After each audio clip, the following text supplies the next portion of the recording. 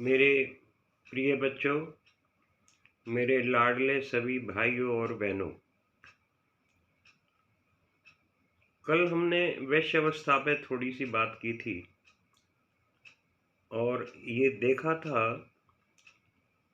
कि जो तमोगुण है, तमोगुण में अगर कमी आनी शुरू हो जाती है तो आप समझिए आपका भजन अच्छा चल रहा है।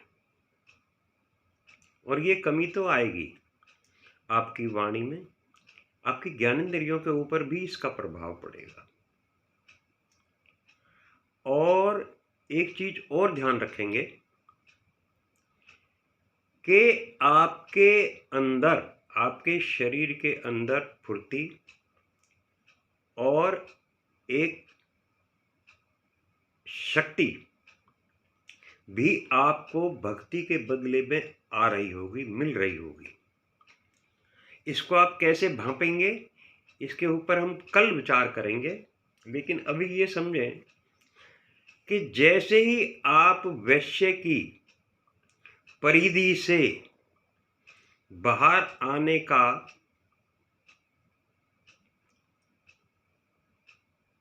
जो दृश्य होगा, जब उस पर आप आएंगे, मतलब क्षत्रिय अवस्था में जैसे ही आप प्रवेश करेंगे, वैश्य की परिधि से बाहर जाएंगे, तो आप काल महाराज के दर्शन करेंगे। और दृश्यों में आगे पीछे कहीं कुछ कैसा भी आप कुछ भी देखते होंगे, शायद सबका अलग अलग होता होगा।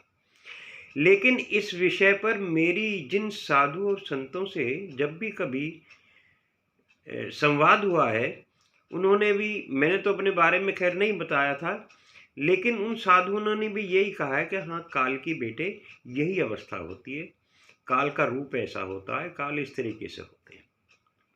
ऐसा कई कई आम जो लोग हैं ना, जो भजन में लीन रहते हैं, ऐसा कई आम आदमियों ने, आम पुरुषों ने और आम एक दो शिष्यों ने भी ऐसा बताया है कि हाँ बाबा जी, ऐसा होता है, ऐसे थे। तो काल महाराज के आपको दर्शन होंगे और दृश्य भी बदलने शुरू हो जाएंगे। आप और नई नई नई नई चीजें देखते रहेंगे। इनमें यहां आके आपकी साधना आपको स्वतः साधना शुरू कर देगी, आपकी सहायक बन जाएगी। और यहाँ आके क्षत्रिय अवस्था में आपका युद्ध किससे होगा? आपका युद्ध अब पूरी तरीके से होगा आपके काम वासनाओं से, आपके क्रोध से, आपके लोभ से, आपके मोह से, आपके, सही मायने में देखा जाए तो घर ग्रस्त से भी। ये युद्ध घर ग्रस्त का जो मैं कह रहा हूँ, ये वैसा युद्ध नहीं होगा। ये युद्ध होगा कि इनसे कैसे बचा जाए। ये सारी प्रक्रियाएं अब यहाँ शुरू हो जाएंगी।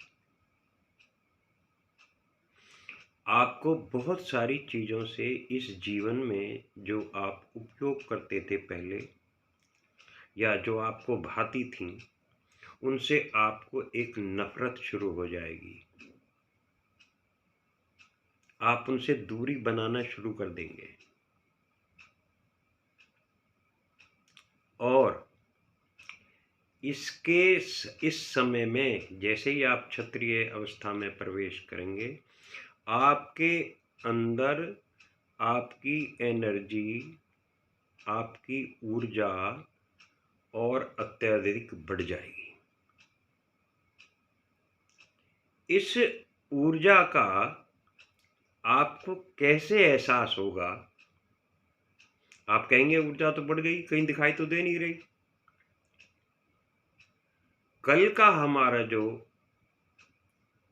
कल जो हम चर्चा करेंगे, कल इस ऊर्जा के मामले में ही, ऊर्जा के बारे में ही चर्चा करेंगे कि आपको इस ऊर्जा को कैसे देखना है।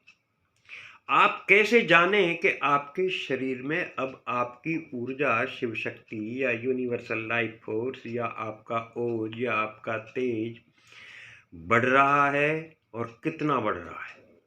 लेकिन बाकी की क्रियाओं को भी पीछे छोड़ते मत आना।